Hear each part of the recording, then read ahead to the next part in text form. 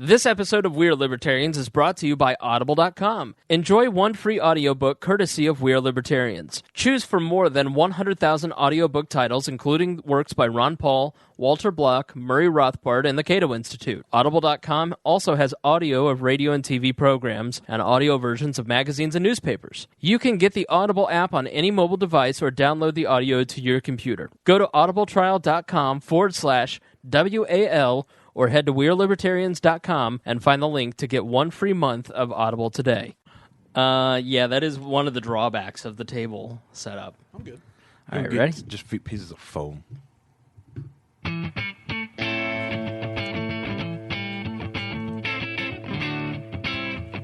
Welcome to We Are Libertarians for this week. I am your host, Chris Spangle. To my right, to my immediately right, if that's English, is Greg Lenz. Greg, how are you? Doing well, Chris. How are you? I'm doing well. I haven't gotten much sleep lately, and I am apparently not able to speak. I thought you took a 6-hour nap yesterday. I did. I have slept like crazy, but I'm also not sleeping at night. So I am like the perfect combination of tired and mentally rested. Oh, man. And so like I'm really pissy, but I'm also really sharp. That won't end well for us, Harry. No, that sounds like a collegiate high. Yeah. That is Harry Price. Hello, everybody. How are you, Harry? I'm going good. Just finally, I finally crossed 100,000 miles in my rotary. Yeah, one build on a rotary motor at 100,000 miles. Ha, take that, piston lovers. Harry is our favorite in-resident techno nerd. Techno nerd / senior black correspondent. Senior black correspondent. If you can't tell by his voice, Harry is an African American. No, I'm just an American. Yeah. Oh, that's right. That's right. He's black. Yes, black. So he will be here to make all you white people uncomfortable because we know we have absolutely no diversity listening to this podcast, with the exception of Joe Ruiz and Aria Torres, our Puerto Rican contingent. Is that what they are? Yeah. I always, we've talked about it a million times, and I just never can quite figure out what. James Neese might have nailed it when he called them parallel Mexicans. Yeah, we weren't here last week because we had an event. But if you didn't listen to the James Neese episode, you missed out. You have to go back and listen to, I think, 108. Was it 108? Yeah, 108. 109 was Joe's interview with Sheriff Rogers. Right. Mm-hmm. So, yeah. James is nuts. He's positively delightful. Yes. In every way. From his Saddam mobile that he rolls the mean streets of Frankfort, Indiana, the hot dogs, all the way down to his internet trolling and thug life. I'm not that well-versed in the James Neese. I was like, oh, he ran for political office. This guy's got to be like a stand-up gentleman. I can play this episode at work. I'll just turn this up and walk across the room. Oh, boy. Yeah, I had a sprint from the back of the warehouse. He's a candidate. He's the kind... Chris looks for that something extra in a candidate, and James has it. I don't know what he has extra of, but it's probably not good.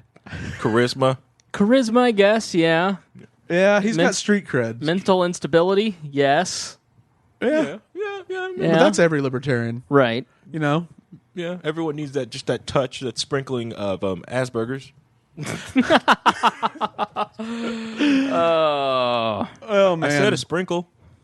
A sprinkle? Yeah, just a sprinkle. Just a touch. A sprinkle of the spectrum. A dash, if you will. Yeah. Like ISIS. Harry, what the hell are you up to? Well, how have you been? Let's see. I've been burying my head in disgusting different... it's called the NIST 8800 bill for data destruction, and I've been burying my head in that for the last few weeks. Oh, so we're 3 minutes in, and we're going to get started with real topics. We have to fulfill our 20-minute BS requirement, don't we? Oh. Well, that's what I've been doing for work. I've also been trying to get different stuff on different servers. I won't bore anyone on the 800 NIST for certification for data destruction. It's a great ripping document. I recommend picking it up if you want to know how to. Is it federal legislation? Yeah. It's how we destroy data in the. Who administers it? The National Institute for. I forget the heck the ST stand for. So it's not legislation, then it's they recommend it. Regulatory guidelines. They recommend it that you follow these guidelines? Yeah, like the EPA. Yeah, strictly. Then they take your cattle. I have to get coasters. I'll be right back. Why? Because you people are putting water rings in my table. What are you doing? I'm not really mad. It's okay. Okay, good. If everyone wants to know, he's turning red, maple syrup red at us. Shut up, you. That's violence, sir. It's not a hate crime yet. And you thought it was bad when he asked you to get the door last time. Wait till you see what this turns into. I know.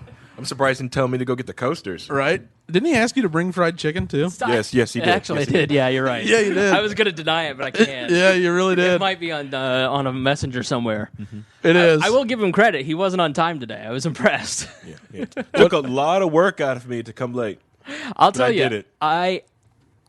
it's a personal attack if somebody shows up on time I agree. or early. And you have a lot of friends that are like people that just drop in. No, Jeremiah Morrill's on my list. I know. I would never be friends with that person. Like that's an act against me. Yeah. You do not respect me as an individual. We are no longer friends. He makes up for it though because he took me to Giacomo's Pizza, second or first in the Great Pizza Wars of my belly. We had Brazzini's before this, and that's always a solid choice. Delicious. It was great. My stomach hurts. Yeah, it's so good. And so he showed up to take me to Giacomo's. Now, I had $7 because it was the day before payday. Yeah. And I told him that, but he thought I was kidding.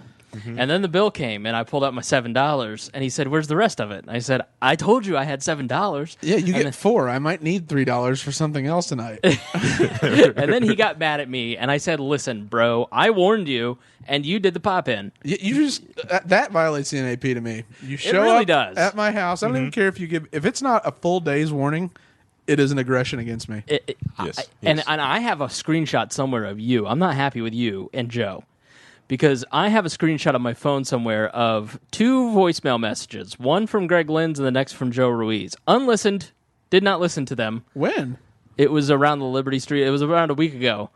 But I was like, I was returning your call after you called me. The very people who should know better than to leave a message. You called me and left me a voicemail. Did I? That's why I responded. I retaliated. See, okay. I'm allowed to by the NAP. I can return fire. Once aggressed against, I'm good. Okay, all right. All is forgiven then. Now, not Joe. No. Joe is dead to me.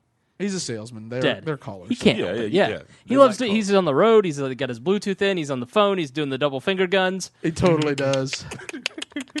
Sir, put your trust in me, and I'll never have to ask for it again. I am not in sales. I'm in solutions. Don't buy my product. Buy me. Sent a photo out on the Instagram.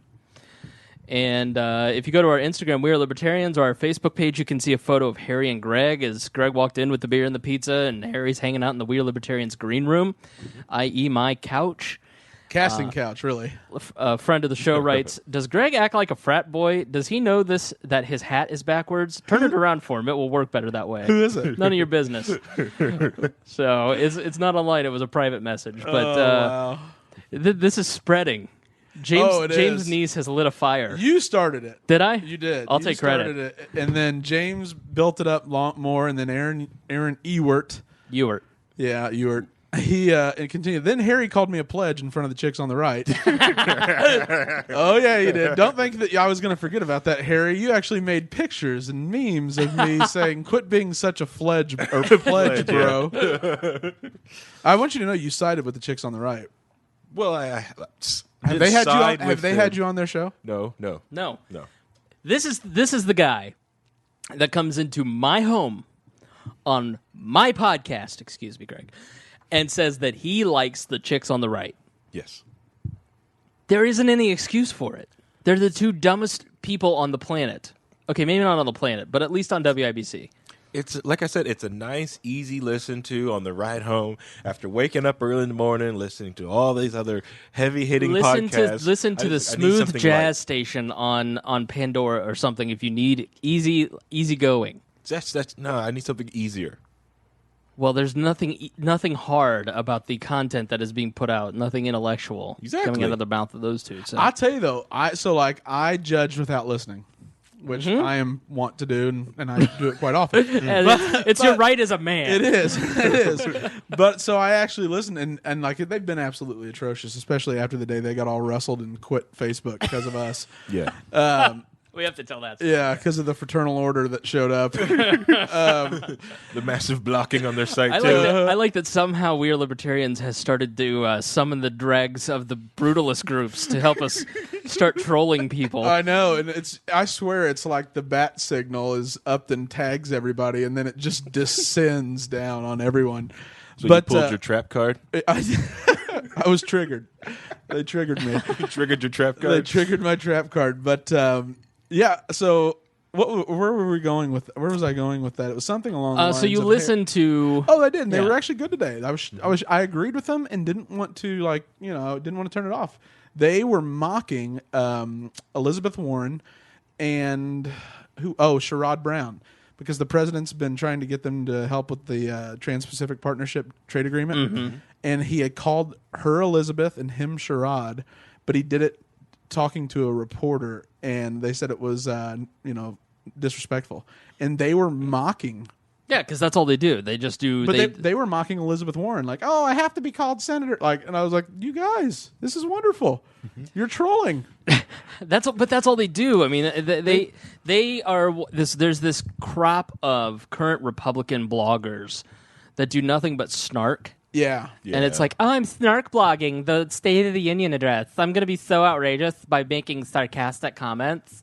And sarcasm not done well is just, in the humor world, the bane of and it's just the lowest form of comedy, which is why I employ it almost every sentence of the day. And I'm shocked that voice you just did was incredibly like Dana Lash. Was it? Oh my gosh, like you had Dana Lash nailed. Oh, you want to punch a speaker. Yeah. I feel bad now that I sound like Dana Lash. Do I sound like a girl? No, when you were doing the girl voice. Oh, the girl voice, okay. The girl voice, like the snarky girl voice. Oh, yeah. So coming up next on the show, we're going to talk about President Obama. Can you believe this? This is my female talk radio impression. That is Dana Lash. Yeah, so, because they all talk like this. And, the thing about it is, it's amazing that these people can get away with this. They're such racists themselves, but they love to call us racist. And they hate America. We'll be right back. It's that, like, I'm making a point. I don't know. Yeah. No, I know. It's just that the like tone they have and the pitch of their voice, that you could literally be giving away free afterlives of like parties like with Charlie Sheen for eternity, and no one would want to buy it if they heard it pitched in that voice. Yeah, the thing about talk radio is that it's very difficult. There's a reason that when I wanted to do a podcast and I bought this equipment that I enlisted Galt and Creighton, because for me to sit here and talk by myself in a room, not only does it sound like forced and you have to be really talented at it for it to be even remotely interesting, which is why people even Glenn Beck has an entourage now. But he's great on a monologue. But the best parts of his show are when he's talking to Pat and Stu. Limbaugh is very talented, and it probably would be better if he had like an on-air co-host. All the talk radio guys have that sort of sidekick character. And he does use Snerdly from time to time, but never lets him talk. Yeah, right. On air. And I've heard Snerdly talk. He has a beautiful Harry-like voice. Yeah. Very deep. A nice lilt. Nice we say lilt? in the business, he has a nice lilt. Lilt? But yeah, that's part of the reason we have like an ensemble cast and rotating people. Greg's here every week. Just because I won't not come. Because I know he's dependable. And then we rotate in a cast of thousands. Yes. Of about 13 other people, so it doesn't get stale and boring. It's a long bench. It's kind of like a baseball team. You got to keep switching out your pitchers once in a while. Exactly right. Because I hear from people, they're like, if you had my on every time, it'd be too much. If you had, people seem to like Harry. Yay, thank you. Well, that's the thing is now libertarians can be like, yeah, I listen to this podcast. They have a black guy.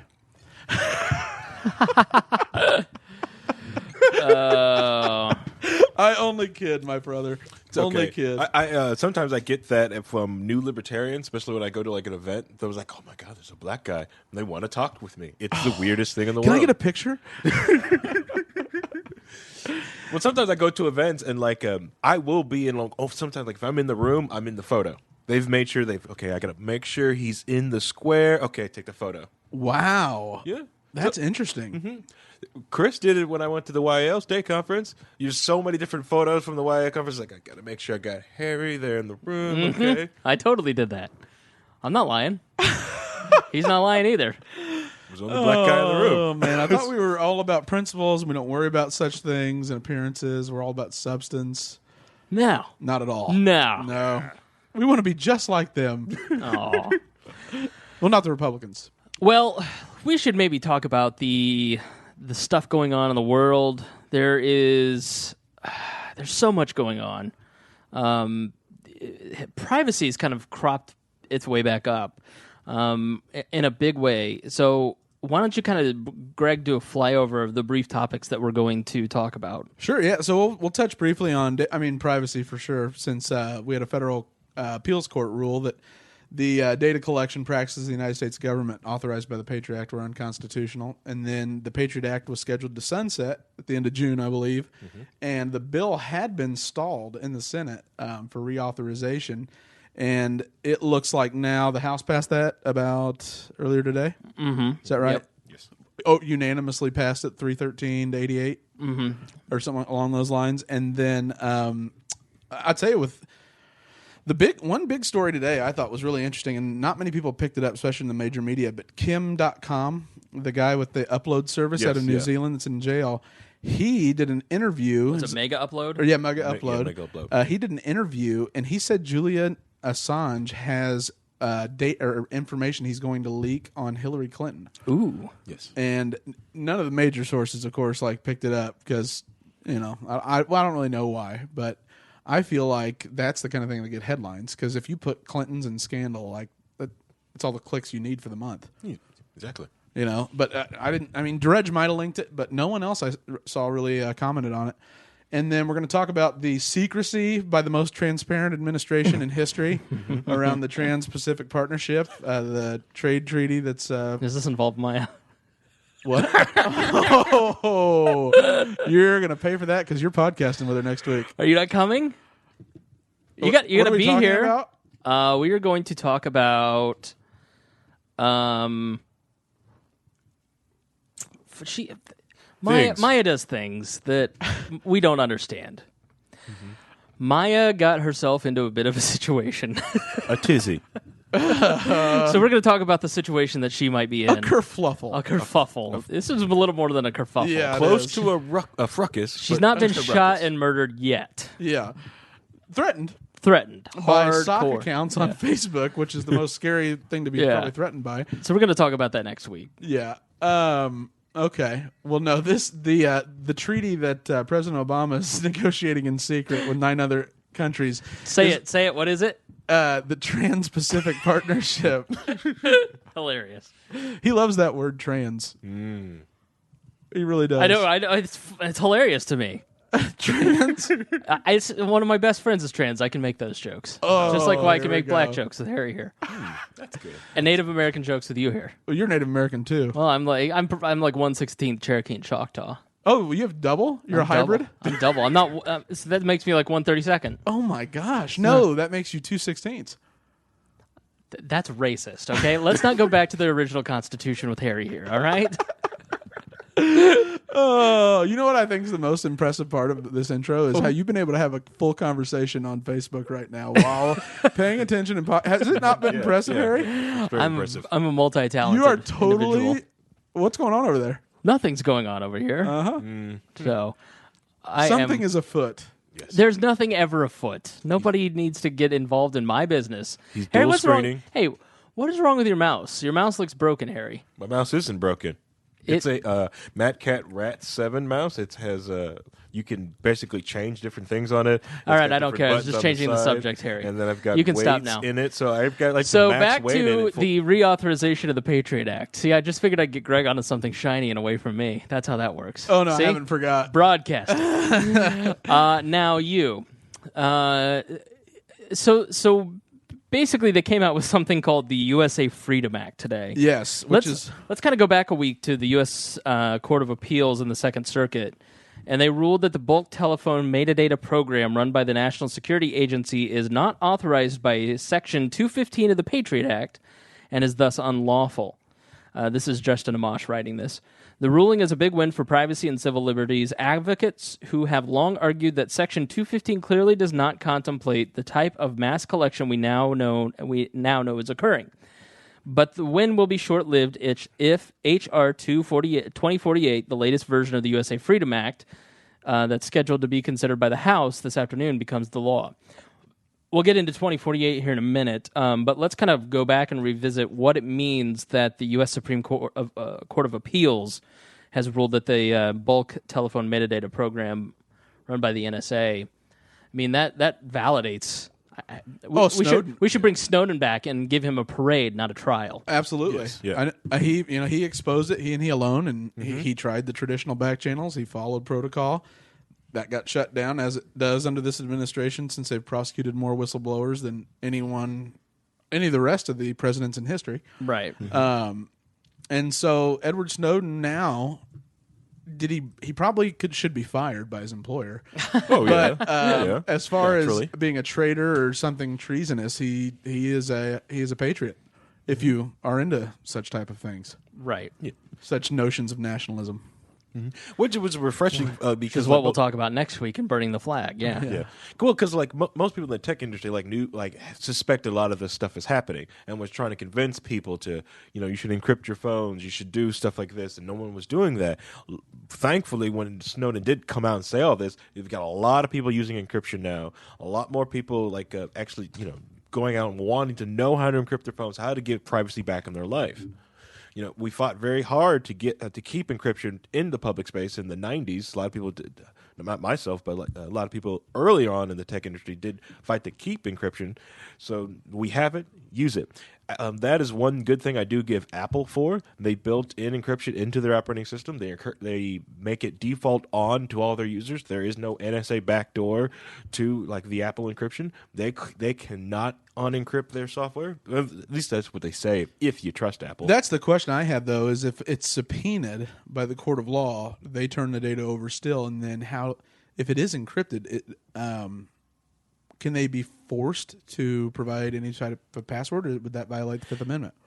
they cannot force you as a person to unencrypt your phone with a passcode, to remember your passcode.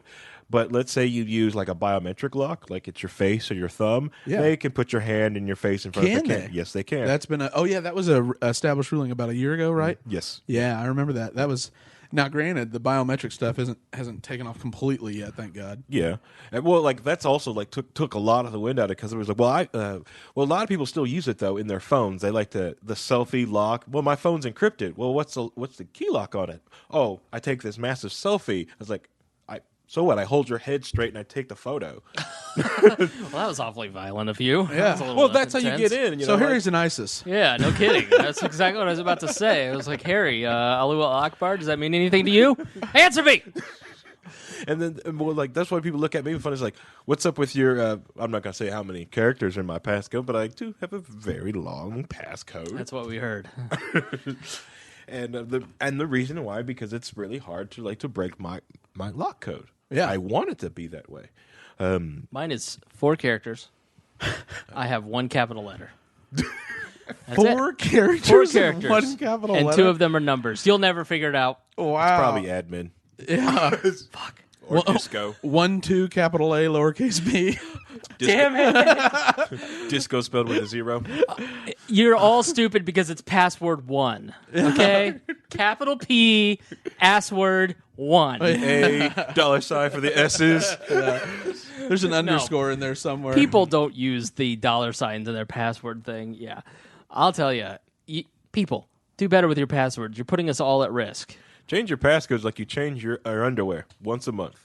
Really? You'd recommend that much? I honestly I would recommend change your password actually every week. You should probably change it like all the time. I change Wow. You because should rotate depending on what you're securing. Greg, as you know, I have a significant amount of friends on Facebook. So I'm almost at the limit. I'm nearly to 5,000 friends on Facebook. Who did you trim? Because you were there. A lot of dead accounts, a lot of Democrats, a lot of Puerto Ricans. Sorry, Joe, you didn't make the cut.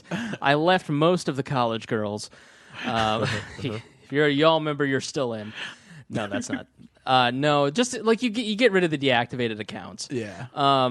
But I change my password every month. At Good. least, Kidding. yeah, because with your Facebook and your Gmail especially, and your Twitter to a lesser extent, but with Facebook, because you're connected to so many other people, and especially if my account gets hacked, then that puts a lot of people at risk. Yeah. You know, if you have 1,000 friends on Facebook and you get hacked, you're putting 1,000 people at risk.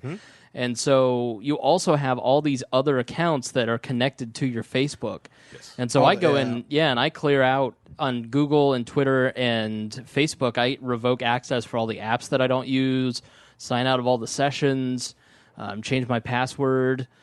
Use something like LastPass, which has a Facebook pass generator. Yeah. Yes. And that creates a super secure password. I'm going to recommend the password, like a password manager. It's the easiest way. What if they get hacked and then they got all your passwords? No, they're not hacked. They're just created by the government, like Oracle. Right. LastPass has been hacked before. Nothing came out of it for anybody. They're very, Why would you tell anybody? Right. So, trust me, I die, you all can get on anything I ever did. Sweet. Well, you've already fantastic. told me that I get your account over do. Maya Yeah. if you were to pass away. You won out over Maya because of one particular meme. Not one that you created of me, but because you were more brutal than she was. And I need a master troll. If I'm going to live on in death, I will live on as I did in life.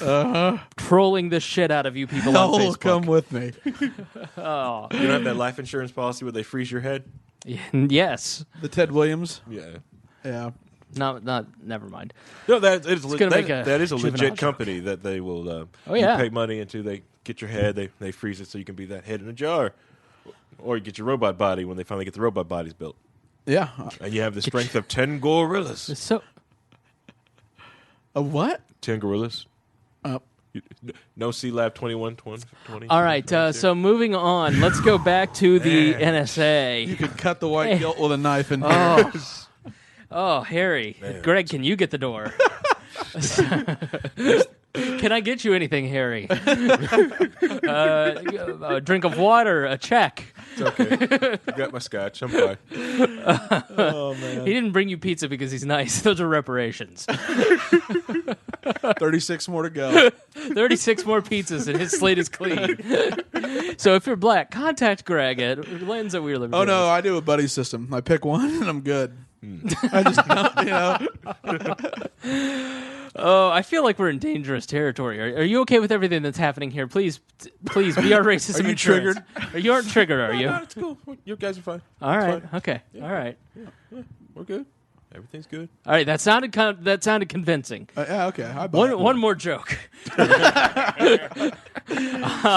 yeah, back to the NSA spot in this thing. When they did, like, I enjoy people like talking about encryption, wanting to encrypt things because Windows has a terrible encryption, and like I have my Windows Lenovo machine here, but this is my traveling laptop. This is the one that I don't really care about. There's not much on this thing. This one's not encrypted whatsoever. If you want it, you can own it and own this thing all you want. There's nothing really on it. Well, that's the other thing, though, is how much do you really keep on your hard drive anymore? How much does anybody? A lot of things if you don't erase it correctly. But on like an external, like external hard drives is what I would use, or I use the cloud services. I like use Dropbox mine and- mostly for Playboy spreads. Isn't that what you use yours for? I have the magazines. I'm old school. Oh, okay. People leave data everywhere, though. Especially True, with hard drive yeah. size Here's getting the so expert. large. You work at a data reclamation center or something, right? We destroy people's data. Yes. You've got your old e-junk. And Harry over here, what's the name of your company? Plug them if you're in Indy. Do you want to? Probably not. No, all right. No, okay. I'm good. It is Yeah, it's a local tech recycler of electronic stuff here in town, inside Indianapolis. Whatever. Anyways, we destroy your data. When it comes into our building, the whole building is designed to be destroy data. We get audits all the time from different companies to make sure we are destroying data effectively. Not a government agency? There's no data, there's no government regulation? There is an organization that is a voluntary organization that we belong to, that people trust that organization. Oh, this to make is sure not good. But they follow the government's guidelines for data destruction. I'm just saying, I think we need the government to regulate this. I don't know that we can trust private corporations to police themselves. The Data Reclamation Administration? Right. DRA? I preferably want Anthony Weiner to be the one that's in charge of it. If we could appoint him secretary, that'd be fantastic. Just Sydney Leathers. Put her in charge. She can find every scummy. You guys put me in a weird position because, my company's large enough that we could probably live through all these regulations. The other businesses that probably will not. No, we are, of course, being facetious. I'm pointing out that you don't need the government to do something that private organizations are already doing. But I can stop all the upstart companies this way. That it's just us.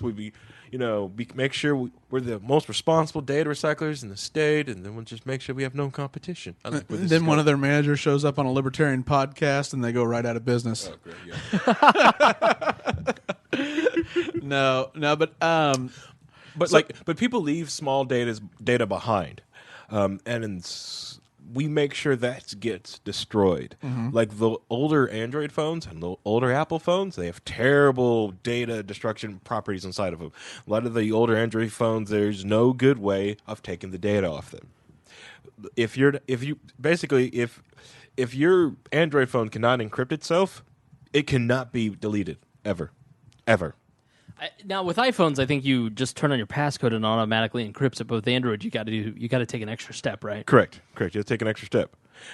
That's also the beauty with the one thing I will give with Apple, that it will connecting an Apple. You can hit it with either a rec boot or something like that, or if giving someone like an iPhone to update and restore it will connect to their server.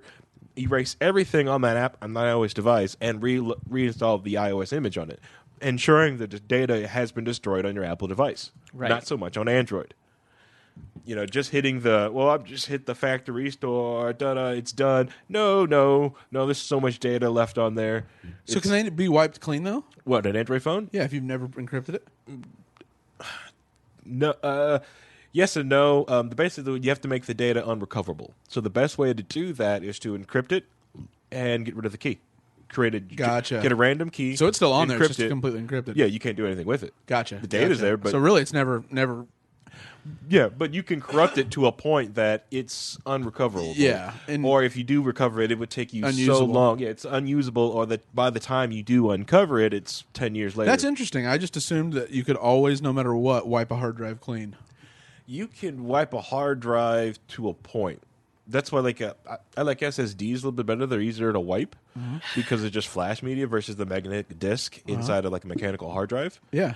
The easiest way to erase in a mechanical hard drive is to keep writing data to it, random ones and zeros basically to the drive. The problem with that is if the drive is older, it probably won't live through that. But you did erase hopefully you erased enough in it, and then you simply just can crush it after that. Okay. Because also certain crushing a drive, also in the NIST 888, they actually tell you shooting a hard drive is not properly erasing. Actually, some students in Purdue actually have done that, has shot a hard drive with a shotgun and actually pulled the data off it. They still could? Yes. That's incredible. So you like the whole office space where they're destroying the fax machine and the printer and all that stuff? Yes. That really is not effective whatsoever. No. Well, I guess for faxing and printing services, probably. That's the other thing. When people get rid of printers and fax machines like that, they don't understand that those machines also have memory in it and hard drives in it. Yeah? Really? Yes. Mm-hmm. Yeah. I do. Yep. I had to show that to a lot of different people who's like, oh, this printer's fine. So I was like, no, there's a hard drive in it. And you can go into the memory inside the hard drive in a lot of the printers, and you'll print out 100 documents. They'll just start printing.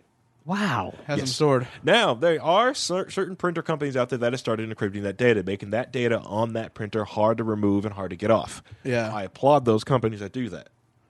Wow, that's really interesting. I had no idea. I didn't know it was that minute. That I thought it probably could remember, its last function. You know what I mean? But the thing is, especially the bigger like enterprise ones, they're set up for like this is the printer for the floor. Yeah. So 100 people could print to this thing at one time, 10 pages documents. So it's got to save and hold. Yep. That makes sense actually. So we don't. Centralization kills everything. It's the bane of existence. Well, because it's easier to network one printer than put a printer at each person's desk and let them print out individually. Yeah. It creates more jobs if you have individual printers.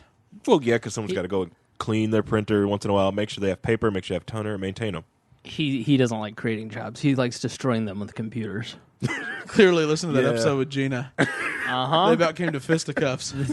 I'll tell you what, nobody loves to... if we joke about the fight between Creighton and Galt, Gina has caused more almost physical fights. I thought she and Peppers could not... no one could ever match that animosity. No.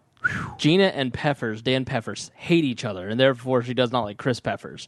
She called me a racist once, and I threw my phone. I got so pissed at her. I remember this Sunday. That I threw my phone across the room and cracked my iPhone. Yeah. She got into it with Harry. She's out of control. That was getting into it? For us it was. You should listen to... I'm used to dealing with black women. Did you listen to that episode? No, Gina was ready to attack you. Yeah. She was ready to beat your ass. Oh, absolutely. If you had said that you had a word processor that made, grammar useless, she'd have come at you, bro. Oh, man. Well, so we probably ought to talk then, get into the part about the actual federal court, the ruling.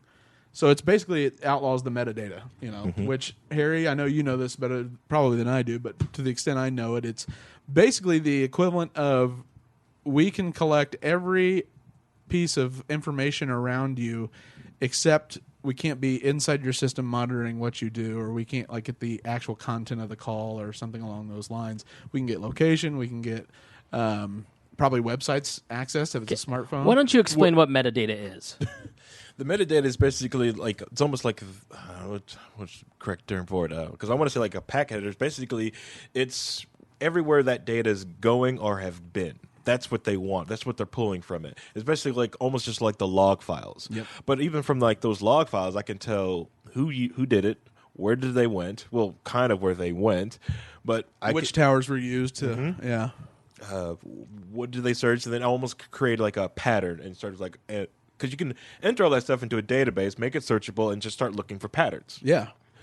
Granted, you can collect too much data to make the database perfectly much useless, which is kind of like what their database is now. They have so much data, it's useless. Yeah. Except if they wanted to target one person. That's the only thing it's useful for, is finding that one upstart and going after that one person. Yeah. Finding out the random outlier having that much data, it's virtually impossible. Oh, you mean using it to have predictive intelligence? Yeah, to predictive you can't. Oh, do yeah, absolutely. But as far as if they wanted to use it to put together a best guess of, where you were, what your patterns are, where you what your daily life looks like, they can essentially put together all the circumstantial evidence necessary in the court of law without actually having you confess. Correct. Because let's say I've got the metadata on my phone and my credit card. And let's see, every Saturday night I drive up to Detroit. And it just so happens every Saturday night I drive up to Detroit, someone gets murdered, and I drive back to Indy. Technically there's metadata of me going all the way up I-69, getting stopped, getting gas, getting food, and coming back. Making a call to somebody all the way here, all the way back. Talking about making a call to one person, hanging up, then coming right back, and I just happened to be close to the tower where this person died. Yeah, and then you used your phone to log into your bank account to make sure that there was a huge deposit that exact same time. Just happened to get paid that day. Yeah, no. That's the So that's metadata is, it basically just fills in the gaps without you ever getting a confession. Yeah, pretty much. Right. Yeah. And now, for the longest time, it was they could actually house and store the metadata.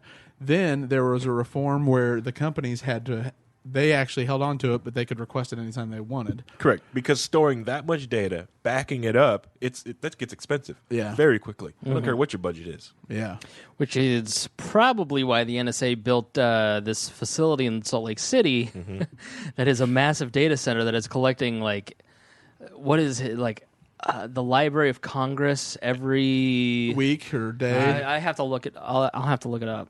Yeah. But yeah, I mean those can only continue so long, because they do require a lot of resources. It requires a crap load of power. It requires like the way people are fighting is with the water, being able to cool the servers, and so they're not allowing water access like in Tennessee, Yeah. in North Carolina to the actual data farm, and so they're not able to.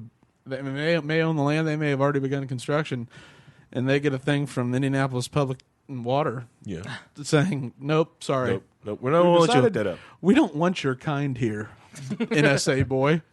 Yeah. I don't know why Greg Lenz and Chris Bangle hates the NSA. I think they're awesome and have nice shoes. The 1.7 billion facility, 2 years in the making, hosts supercomputers. Let's see. I just saw it right here.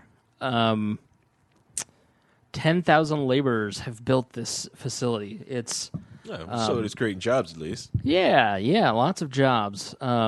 Paid for with money that does not exist. Hasn't been earned yet. Right.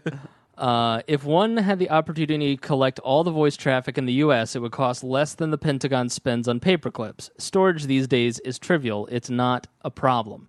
This is Brewster Kahle, co-founder of the Internet Archive, founder of my favorite website, The Wayback Machine. I wish I could find this quickly and fastly, but I'm not. So I'll let you guys talk while I do a search. Storage isn't cheap or trivial. Well, okay, to store stuff wouldn't be that bad, but to make sure it's backed up and backed up properly, so you have to have like 3 different copies of it, have 2 on site and 1 off site. That gets expensive quickly. Yeah, so it's storing data when it launched, 20 terabytes.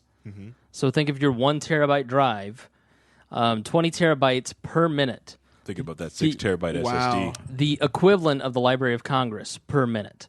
Wow. And this article is from June 2013, and think of how many things have changed since June of 2013. But a lot. We can't get Lois Lerner's emails, Right.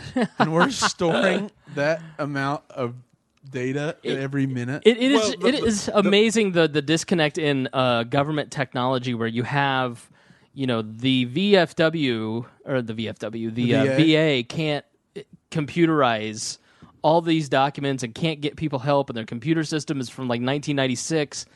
And then you have the NSA and the technologies that they have, and how none of it just is so disjointed and disconnected. Yes. Well, yeah. Which is ridiculous because like the federal government requires businesses to keep email records for 10 years? Yeah. The simple fact that they're storing all this data and each backup is apparently destroyed. Well, they changed providers conveniently. The contract expired right before it would have been eligible for subpoena. That's bull. Unbelievable, right? And shockingly, the provider was like, "Well, we decided not to keep it."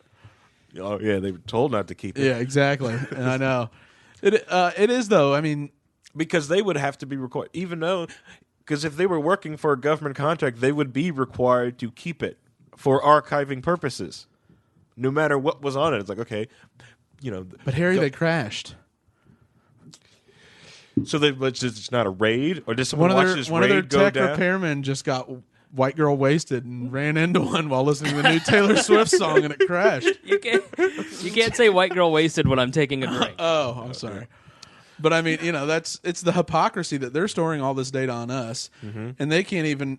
I mean, Hillary Clinton. Yes. I mean, Her private email server. I mean, that's amazing. Private. Yeah. It's so hard work to hold an email server. How much work that is. That's because. But we'll print them out after my crack staff of lawyers have poured through. And you don't need to see the other 30,000. There's nothing in there but yoga appointments and correspondence for personal emails.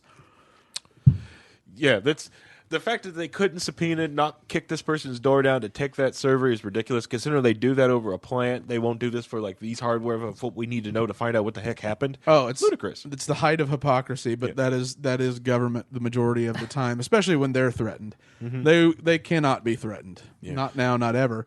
And that's why they were all freaking out about the surveillance bill and then the court ruling, because now that the House has overwhelmingly passed it, we've got Ted Cruz or 338.88. Yeah, but then you've got Rand Paul and Wyden have both agreed they will filibuster it if it's as the bill that was just passed by the House. So they are not going to let it get through the Senate. Let's go through the bill 248. I'm going to actually this a little long, but I think it's a good explanation from Justin Amash. Amash, Massey, Raul Labrador, Mark Sanford, some of the people who are kind of known as the libertarian wing, the libertarian-ish wing. Amash and Massey, I don't have qualms with them, but you get into Mark Sanford and some of these other guys that are listed here, and they're the economic liberty wing, right? They all voted for it, so it was kind of like it's a little weird that they would vote for it. So I wanted to read Justin Amash's explanation. So here we go. Putting on my Justin Amash character. 70 years ago, acting. All right, here we go. You will read all sorts of stories and headlines about how the latest USA Freedom Act ends bulk collection. It doesn't. In fact, the bill expressly authorizes, for the first time, the NSA, FBI, and other government agencies to unconstitutionally collect data in bulk on potentially millions of law-abiding Americans. Here's my full statement from Wednesday, which was yesterday, May 13th. On why I voted no on the USA Freedom Act.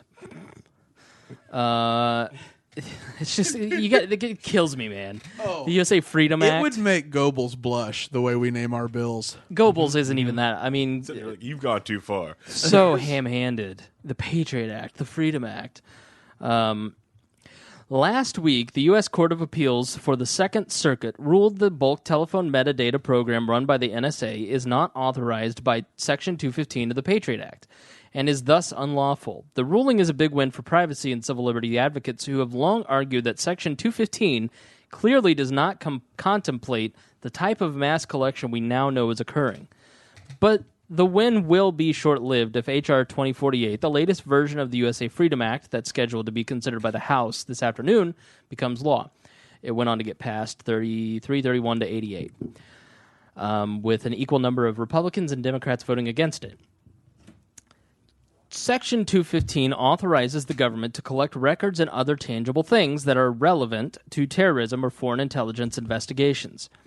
To support the bulk collection of data pertaining to millions of law-abiding Americans, the government has effectively claimed that all records everywhere are potentially relevant to a current or future investigation, and thus all records are fair game for collection. In its ruling, the Second Circuit had little choice but to reject the government's broad interpretation of relevant, given that the rest of the statute gives no indication Congress ever contemplated collection on such a mass scale. So far, so good. But H.R. 2048 threatens to undo much of the progress resulting from the Second Circuit's opinion. The bill's sponsors, and unfortunately some outside advocacy groups, wrongly claim that H.R. 2048 ends bulk collection.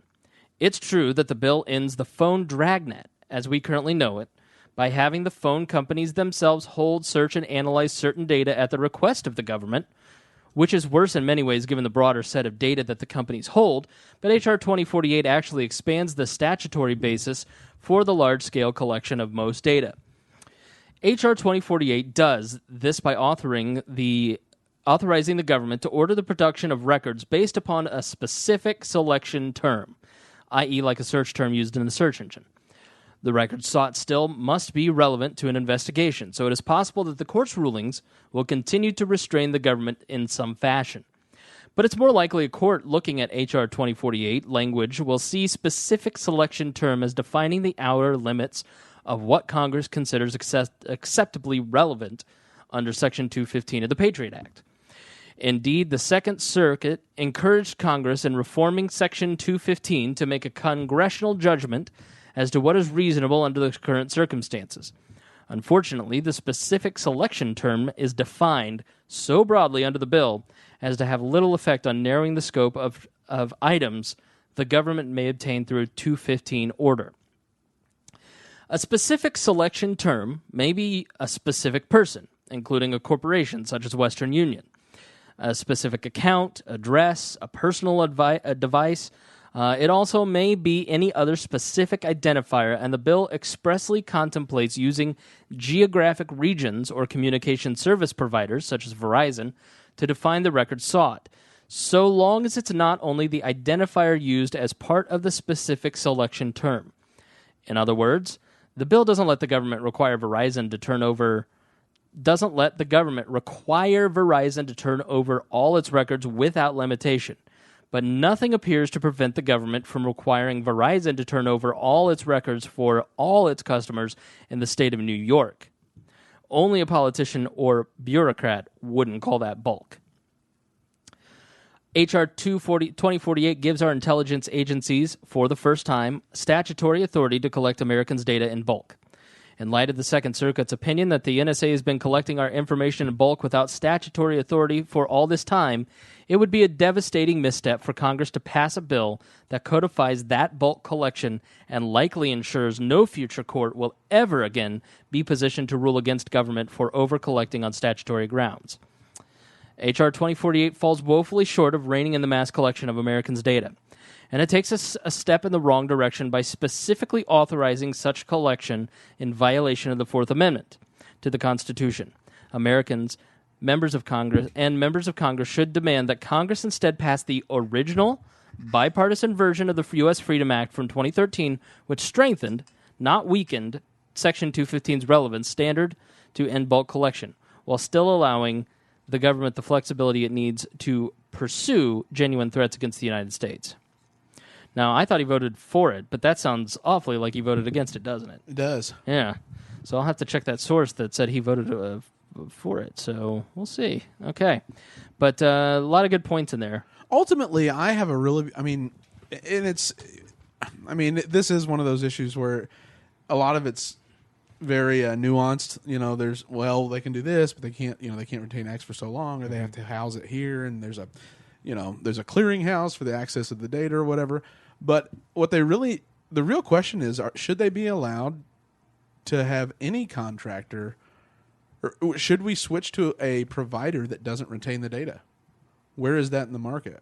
Where is the person that says, you know what, you don't want protection, let's start a telecom company that doesn't retain the data? They force you to inside the United States border. That's why there's so many different VPN companies that started making so much money that are outside the United States. Yeah, but can any of them offer that here in the United States? I know they're all outside, but can they offer their services here? Or is there a way to access them? You just access them. They're on the net. They're just servers. Yeah, he voted against it. I'm sorry. He voted against the bill? He voted against the bill, yeah. Okay. So sorry for misinforming you, dear listeners. So what companies would those be? What, like different VPN companies? Yeah. Just to give listeners, an example. Well, there's let's see, the most popular one I've heard is there's ProXPN. That one's a really good one. People like using that one. I use that one on occasion. Let's see. I like to use some of the once Avast finally used some of their VPN services outside the United States. Those servers, I like to use those because I like to mostly use like any type of VPN service outside of basically in New Zealand or other countries. I just kind of just roam around. So, is there any way to ever recover that data, or we know they are not storing that? A lot of them, they just give you. That's where it's also built on trust. You have to trust certain companies to do things. Gotcha. So it's a lot of people. That's why I say to be truly anonymous, you have to go through different channels to be up there anonymously. Since they're collecting so much data, that's the only thing that it's really stopping is people going online anonymously. That's the only thing it stops. Yeah, because they collect everything. But it's getting into particulars because getting online with the same serial number in the same location all the time, that's how they start tracing people down to who they are. Yeah, a pattern of behavior. But the other thing that you could do is they got you. They're going to trace you. The best thing to do is to encrypt things. Encrypt all the things. Encrypt everything you can get your hands on. Do PGP encryption when you email your friends. And fully encrypt your hard drive. Well, like that, the guy we talked to, Ladar Levinson. Yeah. Now his provider was shut down, correct? The email provider. Lavabit's shut down. Yes, because he was they wanted to force him to turn it over, and he just said no and destroyed it. Yeah. Yes. And then he went to work on the Fire Phone after that. The Amazon Fire Phone? Yeah, not the Fire. Oh, it's the Fire Phone. What is it? The Black Phone. Sorry, Black Phone. Oh, gotcha. Yeah, he's doing because I actually just looked him up recently. He's doing more encryption stuff. Okay. Yeah, it had something to do with the phone, and I mean, he's kind of made his mission to go through and encrypt as much things as possible and educate people. He goes to different. He goes to DEF CON with the Black Hat. I think he went to Shmoo and was just talking to people about what happened to him on how LavaBit went down. Yeah. And so, and you can go and listen to that interview with him in our feed. Now, I find it interesting though that the government won't prevent certain advancements in encryption, as Really? No, but honestly, like it'd be corruption or obstruction of justice, would it not? If that data were ever needed? They tried to do that in the 90s. Yeah. It's not really like they're stopping it. It's just the encryption we have is really strong, and they're trying to make it. And they're making the encryption better each day. There's so many different open source encryption protocols. The biggest problem is that most people are building these encryption. It's either algorithm. The algorithm. It's either a hobby for them. This is what they like doing. But the best people are getting paid by the government to create encryption or crack encryptions. Gotcha. The cryptographers and that the like. Yeah. Interesting. Okay, because it just seems to me that I would think. Let's say you create, it's all an algorithm, right? Mm-hmm. Now, I've seen, this is movies, and this is the extent of my knowledge, but the mutating algorithm where it's a different key code, or It's essentially it changes itself. Well, it could be whatever. There's always a code, but it depends on the point in time that it's you're in for that to be the right access key.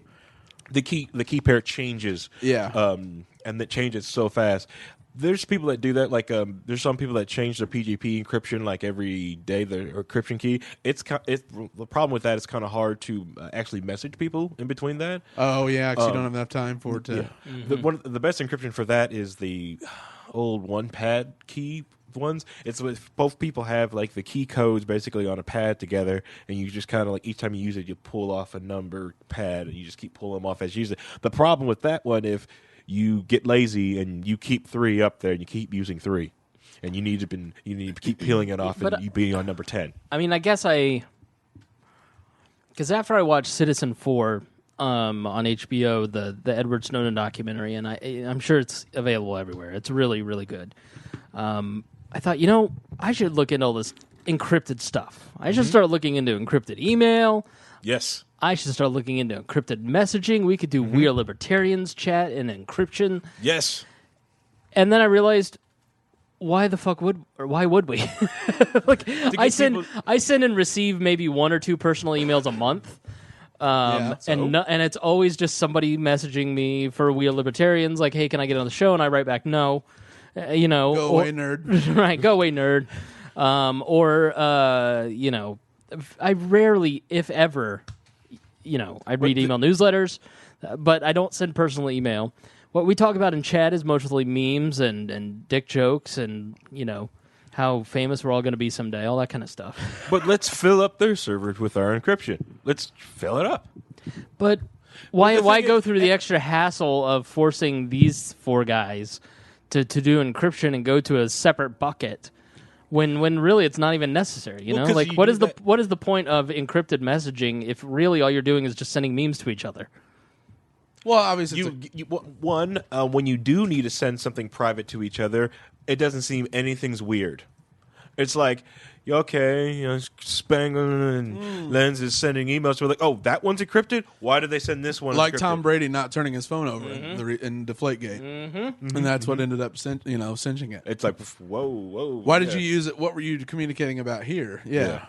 But that's a flag. And the other thing is, let it be a flag. So what? No. And the simple fact that how many people that listen to the podcast that see us forcing people to use encryption, forcing people to do this thing, and they're like, you know what, we should too. And then you get the ball rolling of getting people to use encryption. Network effects. Yes. Like even one of the podcasts I follow, they wanted to make their own open source kind of like like Facebook, but like on the side of Facebook. It's a decentralized like social network, so they control what gets posted, who can post what on their little separate side, but still be a part of Facebook. Breaking off their centralized control of it. Yeah, it's called Friendica. I don't know if anyone has seen it. Yeah, it's the podcast is Hack Five. Gotcha. I don't know. I'm kind of obviously I'm against the collection of data. I don't like it, but I mean the government's mandating the companies do it. Granted, they probably offer subsidies out the wazoo in order to do it, so it makes it extremely profitable. And it's telecom's interesting. A network is only as valuable as the number of users that are on it that are you want to access. And I do though. It's not networks. Building a network startup or a competitor to an AT&T or to a Verizon or something like that is just so incredibly difficult because the value of a network effect type company is only the number of users you have squared. And so when you can hit exponential growth, but getting to that size is so incredibly difficult. Getting access to the fiber optic channel. That's the other thing, and that's line, what Harbinger, the Light Squared, they got stopped from doing satellite, the satellite Wi-Fi. Right. The government stopped them, and so I guess is encryption the only fight back that we really have as individuals? Not necessarily. There's a lot of people that are really into mesh networking. Basically, your own little intranet. Well, yeah. Well, a lot of people use their own little internet for different things. Yeah. But more of allowing those networks to talk to each other. There's several different products out there in the wings that they're just. I don't know if any of them are going to make it, but I like they got the ball rolling, like MadeSafe, using the cryptography from Bitcoin to almost as like the blockchain. Yeah, they'll be using the blockchain, the open ledger to basically use that as a DNS to basically go around and what? Nobody listening's no one has any idea what you just said. Nobody. All right. You two nerds. Well, basically, all in all, what MadeSafe is going to do is basically allow you to use the extra hard drive space and power of your laptop, long as it stays connected to the MadeSafe network, to be used as a MadeSafe server. So people who can want to put data on the MadeSafe network gets transferred around. So there's a little bit on your computer, a little bit on my computer, a little bit on his computer. It's LimeWire, but spread out, seeded everywhere. It's everywhere but nowhere. So we're all criminals. Yes. And it basically, so we're only using their bus basically to transfer data. And even if we can get past that and we just mesh everybody's Wi-Fi networks together and we just make this huge type of mesh network, that's one way to do it. But the other drawbacks from it, the other problem is because we're reduced to the 2.4 and if the government spectrum, joined it. And they could join it. That's the other issue. It's like it's like the deep web. They could, they can join. It's either they can join and no one cares, or there's no point of doing it at all. Yeah. So he's like, okay, so what? You're on. You can't see anyone else. No one here is beholden it to you. There's no centralized place for you to take down. So what? Join. But then they're basically getting access without ever having to. They're getting access to all that data without ever having to go to a FISA court and get a subpoena for the records because they have to break the encryption. They'd have to break the encryption. Okay. Mm-hmm. Okay. It just seems like it's. I don't mean to be nihilistic, but it's. It's tough to devise to figure out a way, like what options you really even have to prevent the bulk collection of your data, to stop the government's tentacles from every corner of your communications life. Give them crap. Give them crap. Yeah. Give them crap. Yeah. Give them so much crap they don't know what to do with it. Upload as many cat photos as you can. Fill those hard drives up as fast as you can. Meme the crap out of them. I'm on it. What do we have available? We have memes. We have the brutalists and the memes, and Lord knows that actually could work. And then encrypt everything. Everything you get your hands on. Encourage other people to encrypt. If we were just going to have like a wall key signing party, we get all the wall members here and we pass out, we get everyone start using PGP encryption and have a key signing party. Is there anyone that automates that process seamlessly so you have to do very little? Mailvelope is pretty good at it. Okay. You just have to be careful because Mailvelope does have The problem with mail envelope, if your hard machine is pwned, there's nothing else they can solve to help you. But if your machine's pwned, there's not much else you can do anyways. Okay, because that's the thing is like for a lot of this stuff is that it adds steps and creates friction from users from adopting it. Yeah, but mail envelope does it really nice. Thunderbird, what's the iOS email server that does it? That does it pretty good. Apple has a really nice one that does it really good to send email, PGP encrypted emails. The biggest problem is to give everyone your public PGP key. Yeah, and that's why they have key servers and stuff like that. Yeah. And there's all kinds of different services out there that those kind of people are out there trying to make it easier to make people to adopt it. Yeah. That's always the key. That's the kicker is if you can make it seamless and there's a benefit. If there's no difference between the way you're having to do things now, but it's encrypted and secure, then you can usually get adoption if you offer some sort of incentive to sign up. Yep. But if you don't, people don't use it. Well, there's stuff out there like I've seen somebody's encryption on a computer that came in that basically in the way the guy designed it was the simple fact that the only way to erase or access the hard drive was to put the passcode in wrong 10 times. Once you've put it in wrong 10 times, it gives you no warning. It just starts erasing itself.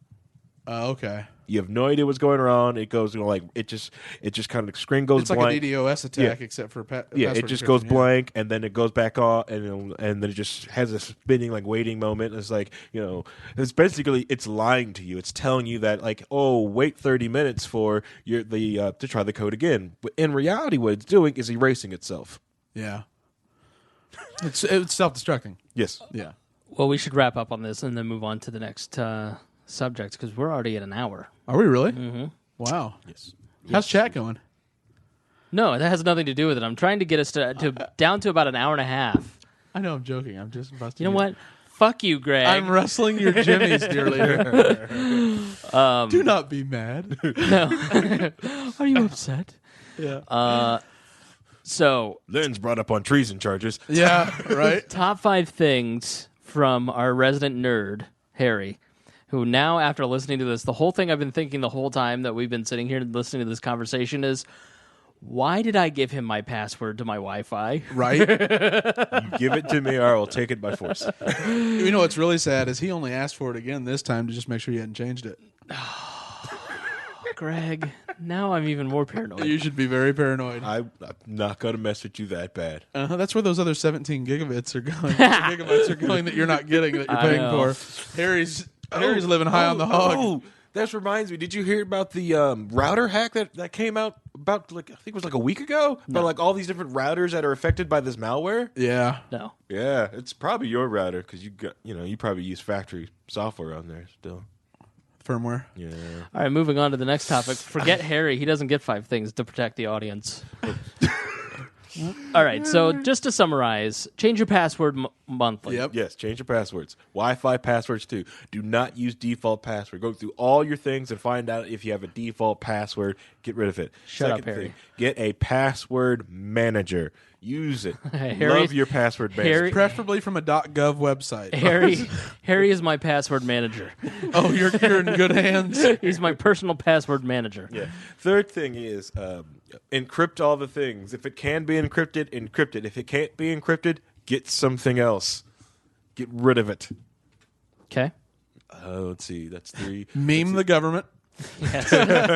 Always meme the NSA. Meme the government. Upload as many cat photos as you can. If they want to capture everything, make sure they've got at least a petabyte of your cat.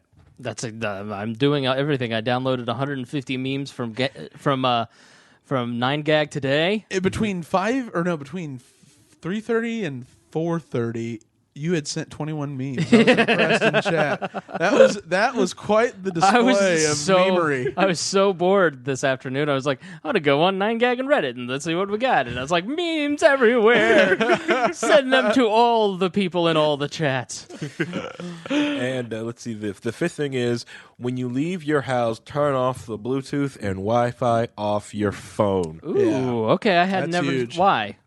The reason why is because the Wi-Fi signal on your phone, it's trying to find the Wi-Fi access points you have accessed before. So let's say you connect to here, which is the one connected to, Spangle Love Bear 92 Wi-Fi access point. 92? Yeah. Anyway, so yeah.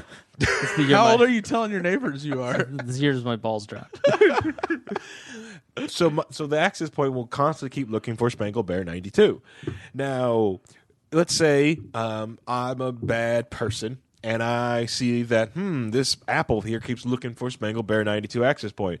I make my device try to mimic, spoof it. Yeah, Spangle Bear 92. You connect to Spangle Bear 92. You have internet access. You have no idea why you have internet access, but you just keep going. Oh, let's say it's your phone. It's just in your pocket. Now I have access to it because you didn't encrypt your phone.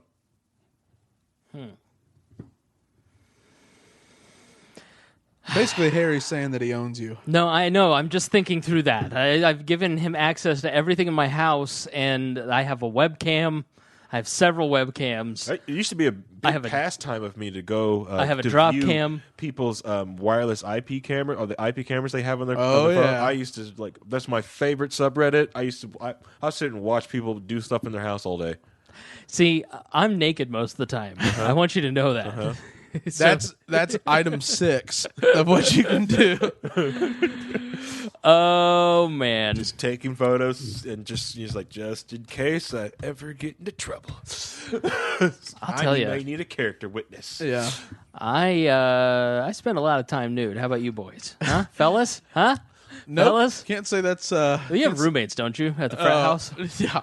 No, I don't. I don't do the nude that much. Do you do the nude that much? Really? All Or the are time. Are you joking? I was naked on that chair you're sitting on earlier.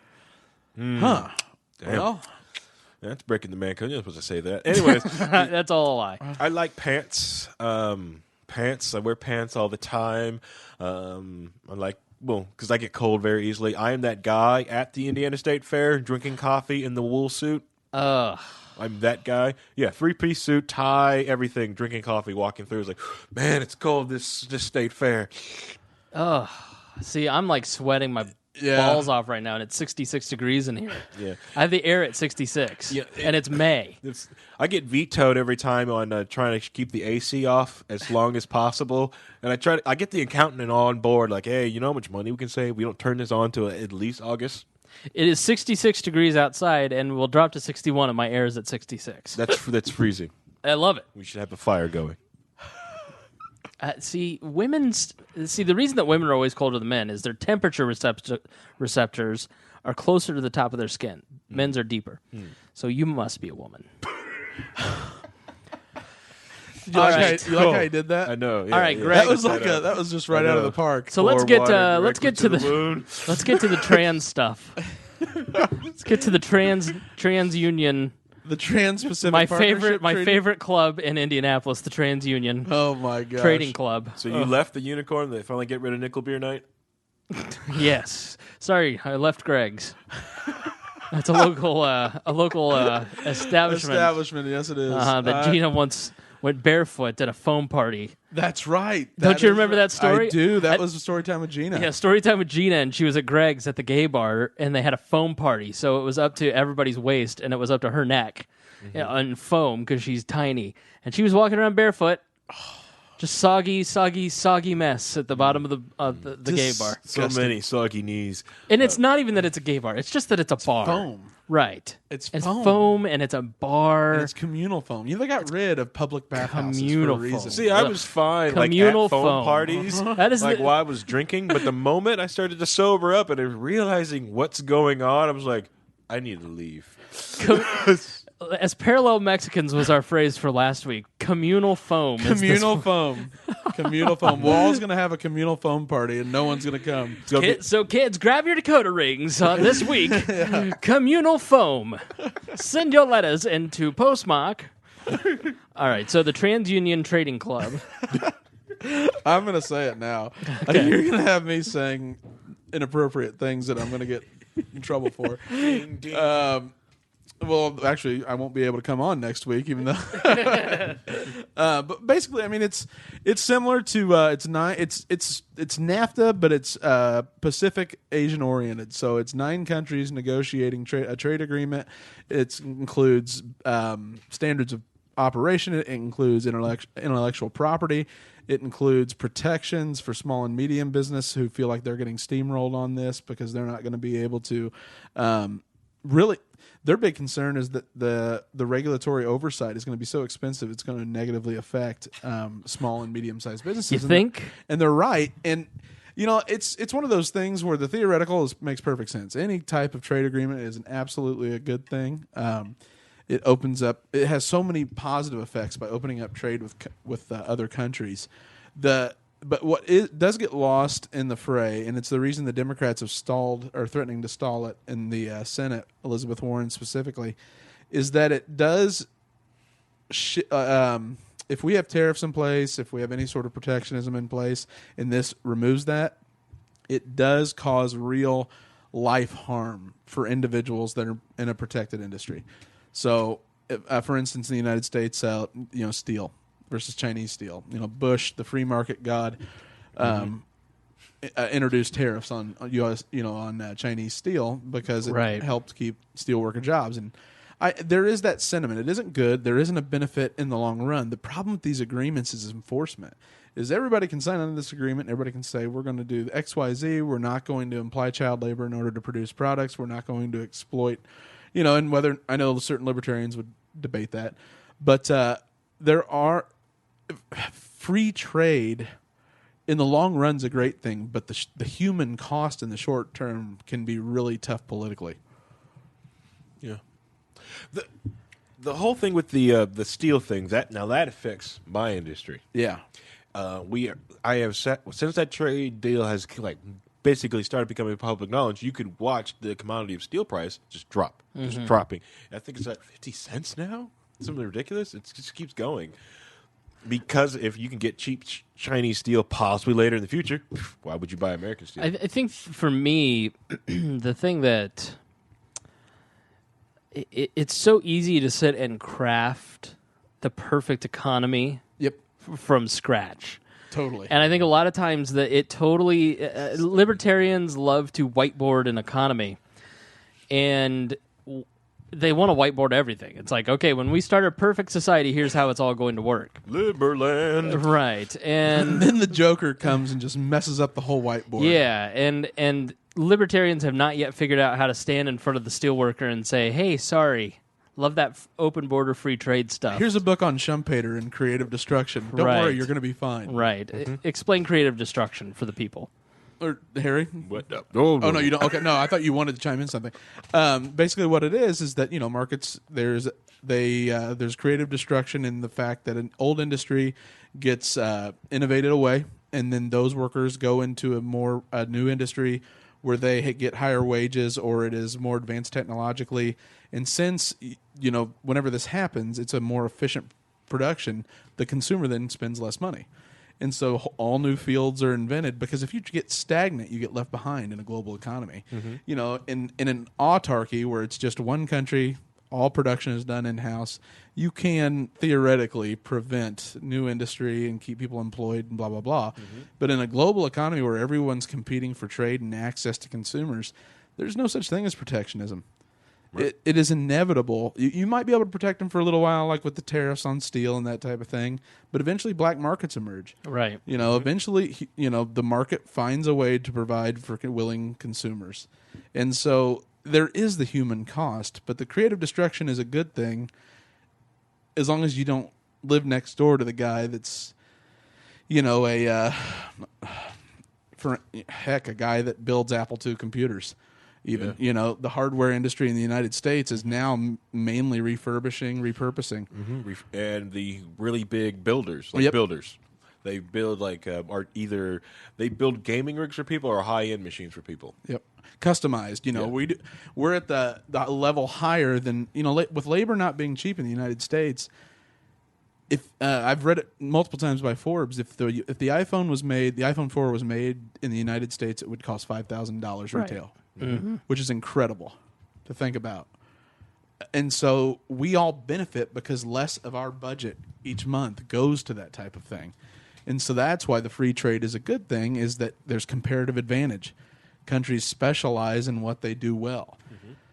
When you have two countries, though, that compete by offering similar services, what ends up happening, or what really drives the labor unions crazy in the United States, is the lack of enforcement, and that their guys that are in their union are paying dues, and for the most part, the ones that are willing to play ball and not, strike and are willing to accept that the world changes, that when there's no enforcement and they get undermined and they're going to lose their jobs anyway, they get really upset. And that's what's happened with organized labor in the United States, is they do not they saw what happened in NAFTA. There's no enforcement mechanisms to make sure that everybody's playing by the same rules. Right. Yeah. I mean, and you could probably talk about that directly. I mean, the data destruction industry, the e-waste here versus China. How much more expensive is it for you guys versus just shipping it over to China, dropping it in a landfill, and then polluting and killing, children with 3 arms? I mean, that's honestly, you watch the 60 Minutes piece on that, and it's...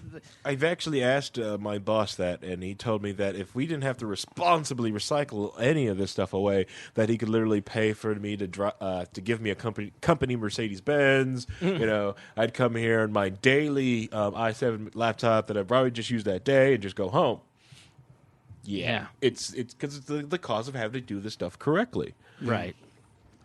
And a lot of places and not don't because care. illegally, but because it's morally right. It's the it's right thing to morally do. the correct way to do it.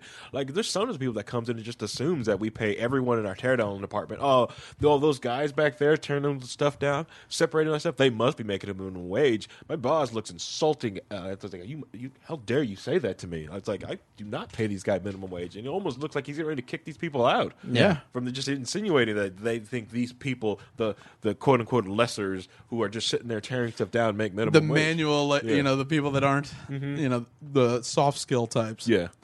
Yeah, and they have arguably the most responsive job with the penalties associated with data with data leak. Yep. Data breach. Data leak, and they have the most dangerous job. That's my boss will do everything in his power to make sure that job is safe for them.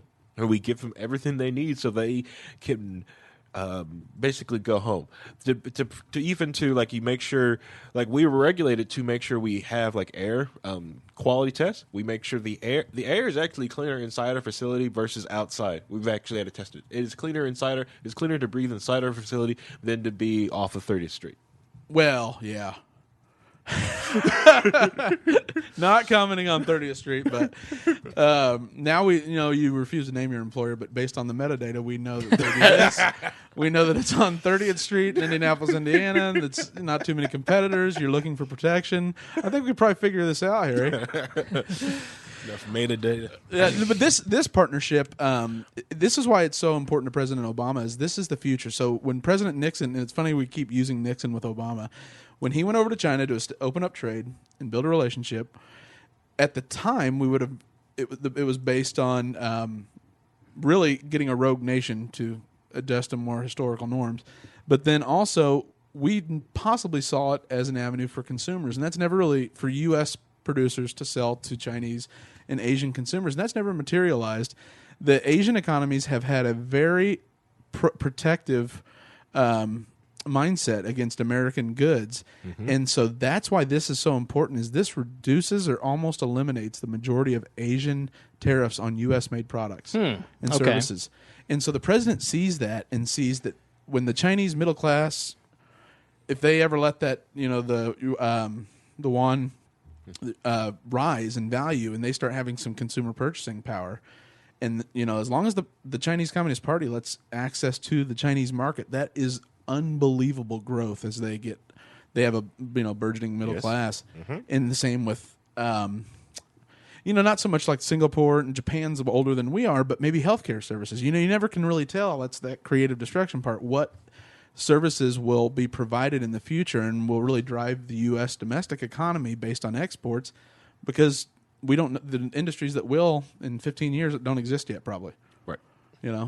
And so. And then IP laws, it does give a regulatory administration for cracking down on intellectual property rights. So it's going to cut down on theft on the movie studios are going to love it.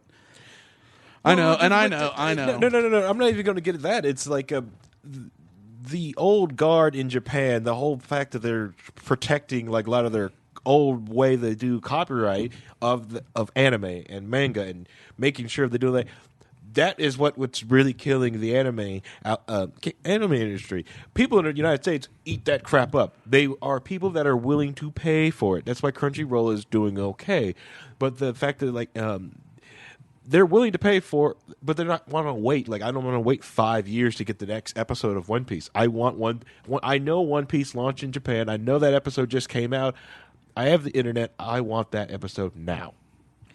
So I'm willing to pay for it. Yeah. But if you won't give me an avenue to pay for it, well, guess what? Someone will give it to me for free, and I'll gladly do it because then like pay them. we said, the black market provides access to the willing consumer. Yeah, because that's how I used to get most of my anime, because you couldn't get it. It was too hard to get. I would bootleg it. Now I'm a Crunchyroll subscriber. Mm-hmm.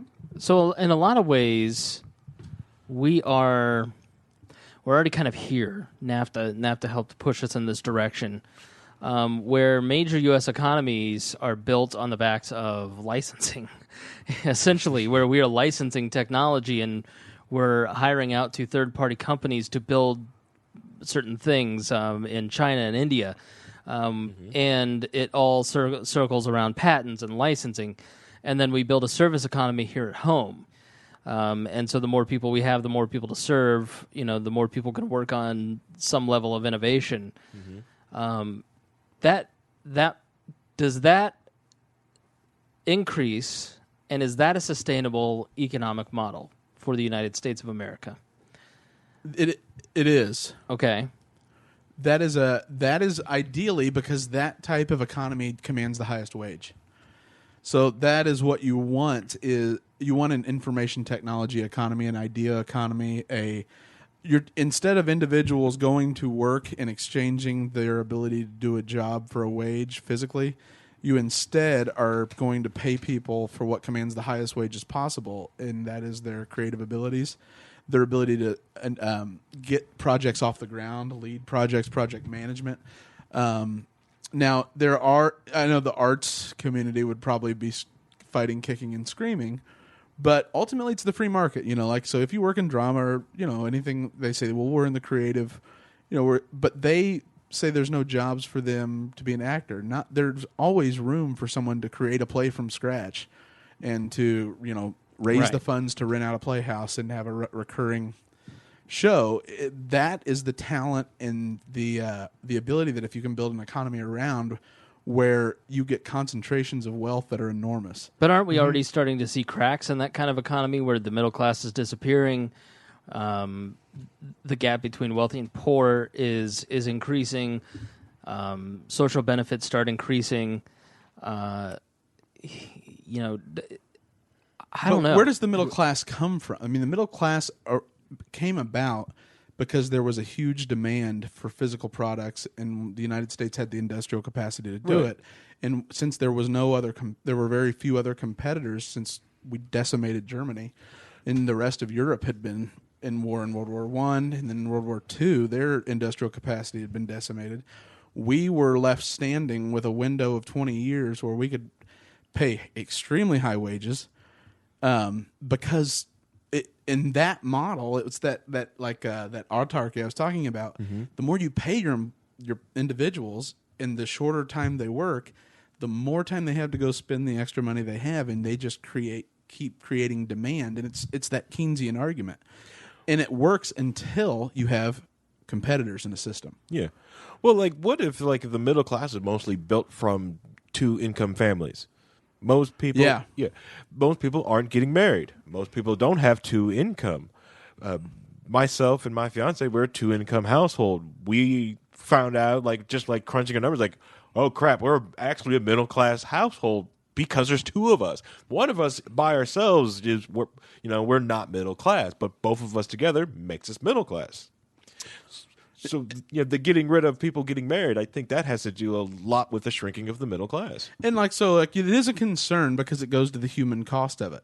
It goes to what happens when someone's 55 years old and their marketable skills are in an industry that they can only go get $6 an hour in Vietnam.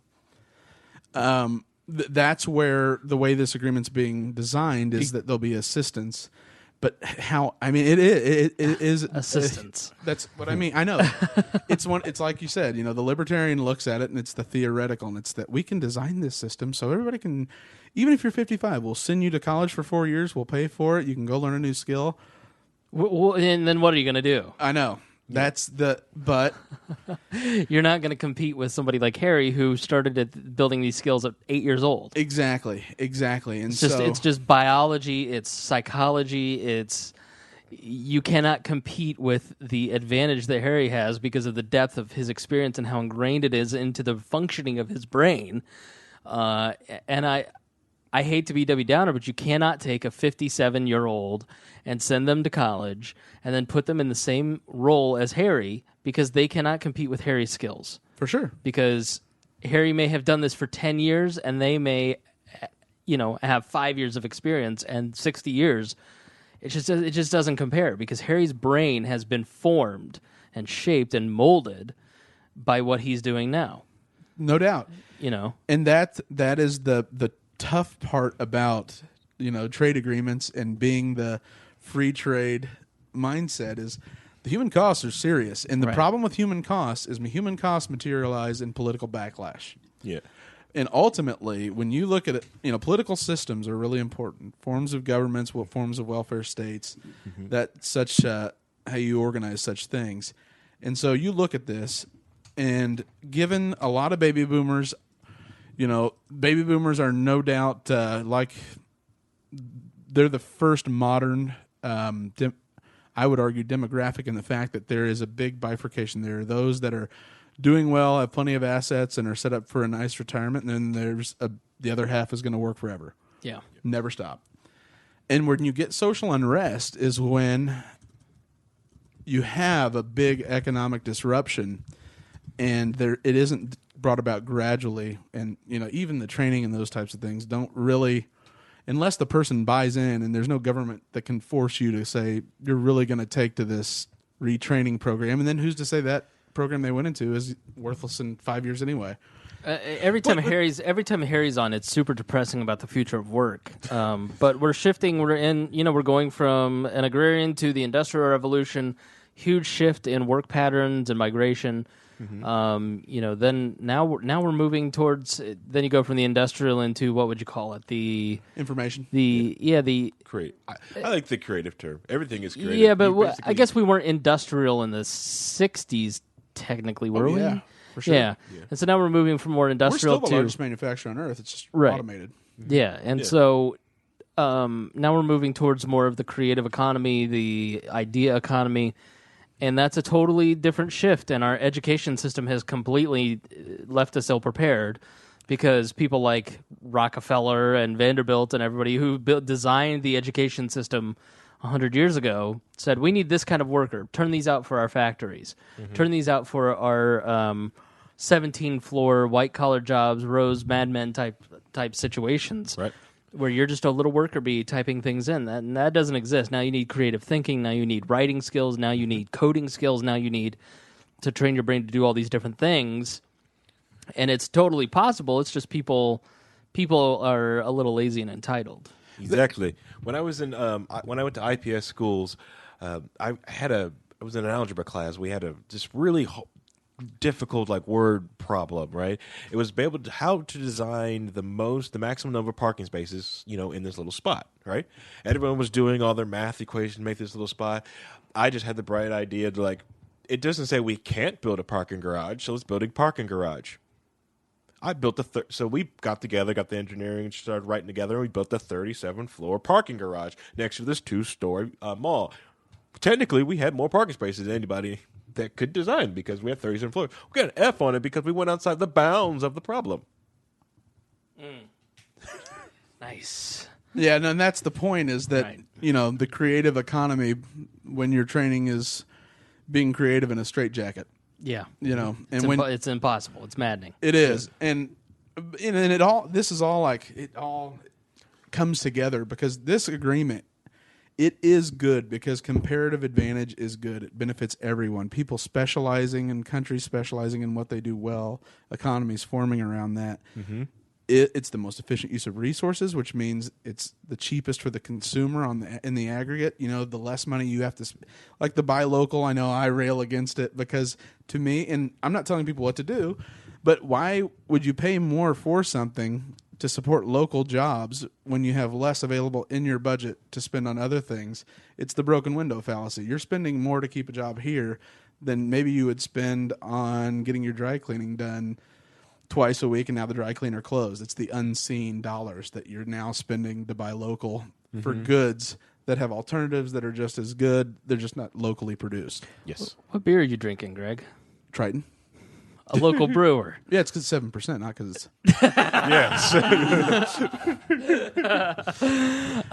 Yeah, that's why I had to get off it. If it was like, man, I don't drink beer like this. No, it's an okay beer. I mean, but I don't... I'm just teasing you. Yeah, no, don't buy local except from the Broad Ripple Brewery. No. I'm saying, like, don't just automatically buy into the buy local. Yeah. Think about it, because it isn't as simple as, well, I'll support local jobs.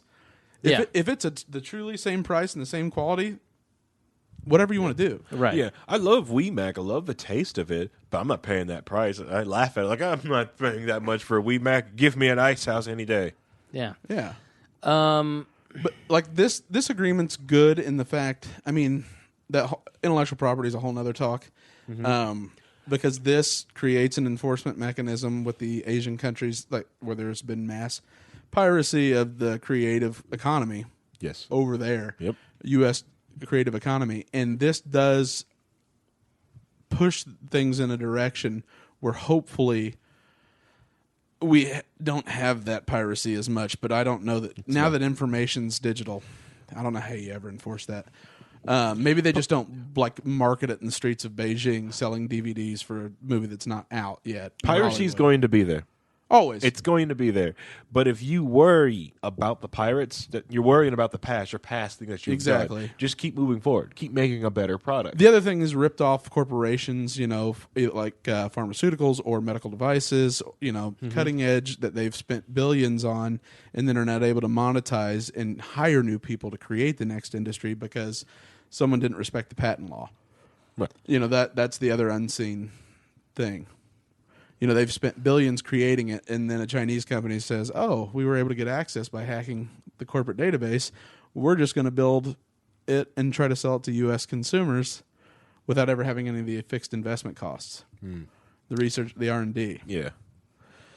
Well, but that's a good thing, I think, in the short term, because it once you can get free trade once you have fair trade. right. Yeah. Once you get everybody playing by the same rules, and this is a step in that direction, then we can start really talking about free and open borders, free trade, growth economies. I think the best outcome is less war. Yes. That's exactly what it is. Because do you think that, I mean, you look at the Chinese and the Americans, these two major superpowers, they are never going to, well, China's going to become a superpower at some point. But that is the superpower. What China is? Yeah, they actually have money. Yeah. No, they don't. They have more debt than we do. But You know that? They have more debt than we do. Well, because it's some, yeah. And they're older, demographically. Yeah. That's a dangerous thing with no social safety net. But you're never going to see America and China seriously face off in a war because they have too many combined mutual interests. Our economy fails, their economy fails. Exactly right. So We've got more kids. Yeah, they have and less that's kids. why libertarians don't like sanctions, except Rand Paul.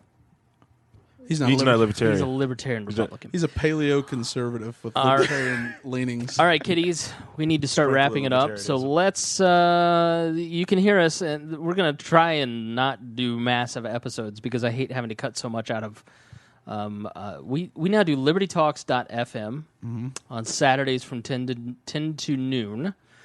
Check out libertytalks.fm. Check out, we're also on LRN.fm. 2 internet streaming libertarian talk radio networks, very cool networks. Nice. So, yeah, check them out. All right, let's wrap up. So let's give your final thoughts. Harry, is there anything that you missed that you didn't get to talk about? Let's see. One thing I do want to bring up is I don't want to give anyone like the wrong impression about me. Like when I talk about like this high tech stuff. That is from like a lot of hard work from what I've got from it. Like I said, a lot of people assume I probably went to some like a college preparatory school. Like I've been said, like Northwestern. Yeah. I went to University. IPS. I'm an IPS survivor. I went to IPS my entire life. I had terrible teachers, great teachers, but Right. State's largest school system in Indiana, and really just a big bag of shit. yeah, it's crap. It's utter crap. I was able to graduate out of that place my start of my junior year, but they wouldn't let me go because I would ruin the funding and ruin graduation rates come 2003 when I got out of that place. Yep. They made me take classes over that I've already passed just to give me stuff to do, so I wouldn't leave. Right. And then even when I did get out of school, they didn't give me the best basic skills to survive in college. When I went to IEPUI, I didn't have the skill set to survive in college. I ended up leaving college. I went to. I did bartending. I did bartending for a few years, and then I found my joy of doing projects. I love projects, and I took that joy of doing projects, and I started doing catering halls, and then from that, I still always had my love for IT. I just only reason so I always have done that on the And side. more hardware than anything, right? Right. So basically, what I'm just saying is like I've always had a passion for electronics. I'm not doing it because it makes me money. I love this stuff. I go Right. home and I do this. So I was able to find how to make money at something that I love, and I will always keep working at it. I encourage anyone else to find something that they love doing, be the best at that, and find out how to get paid. Watching television. Can I do it? To get paid? Yeah. Yeah, you can. I sort of kind of have. You can. You can get paid for watching television. I know a lot of people that get paid for watching television. Sort of basically have. There's people that get paid to play video games. Yeah, it's very true. I think in life you have to find out what you're passionate about, and you have to devote yourself to that passion, and then from there you will find ways to make money from that. Yes. You know, but you have to be a self-study, polymath. Yeah. I don't know how you say that. There's people that have made money just telling jokes into microphones. Yeah. Yeah.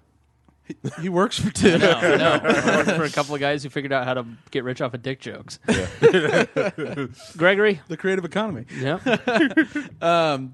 Two things. There is one thing to always consider, and this is something that gets lost in the fray of free market absolutists, is that there are very important benefits associated with being an economy where you actually make things. Right. And the benefit is, if you have an economy that's purely based in the information sciences and you're not used to the manufacturing, the research and development with the hands-on experience, you don't have the ability to ever make the game-changing revolutions or the discoveries because you're not working in that field.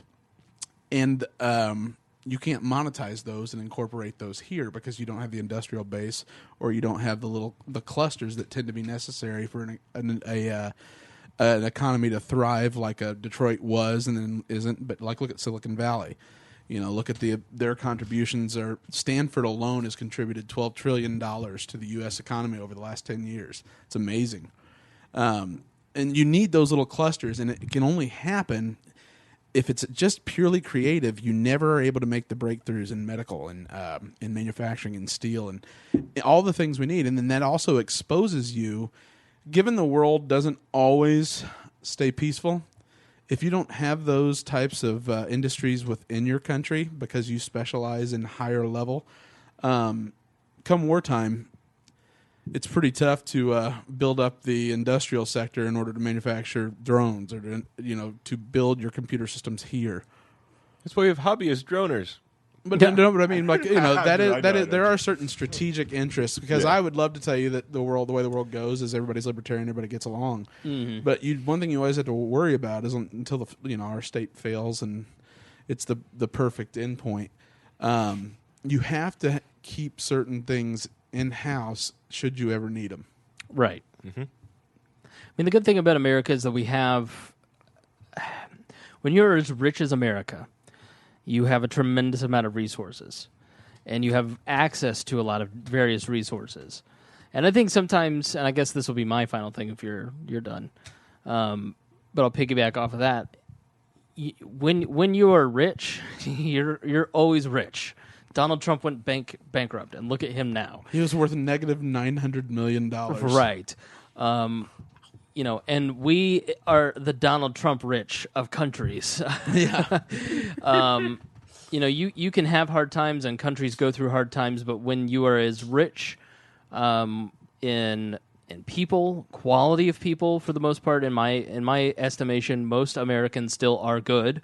Most Americans still want to wake up and live decent lives and work hard.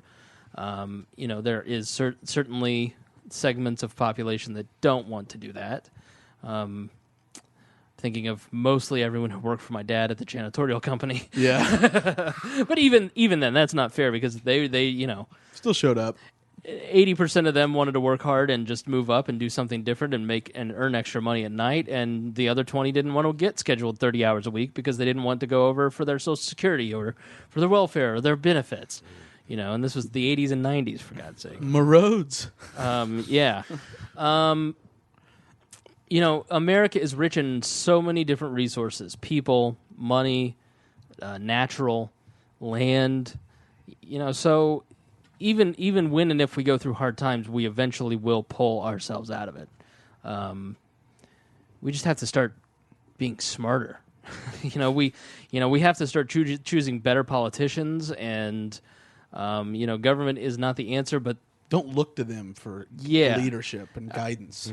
I was talking to a friend this morning, and she was having a relationship problem. She just kept going on and on and on about how her boyfriend was this or, wasn't this, and it was that, and there was this thing, and he does this, and blah, blah, blah, blah, blah.